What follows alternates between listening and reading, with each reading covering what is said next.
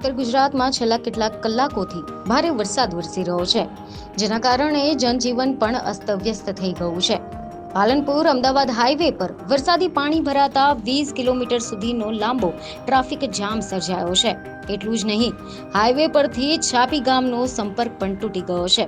આ ઉપરાંત માલપુરનું તળાવ ઓવરફ્લો થતા તેમના પાણી ગામમાં તેમજ આસપાસના ખેતરોમાં ઘૂસી ગયા છે, જેના કારણે ખેડૂતો અને સ્થાનિકો મુશ્કેલીમાં મુકાયા છે.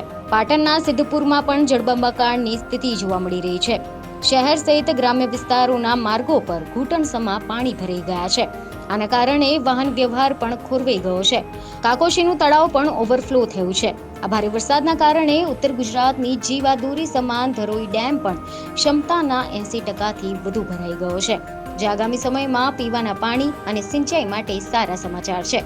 પરંતુ આવામાં પણ નીચાણવાળા વિસ્તારો માટે તકેદારી જરૂરી બની છે.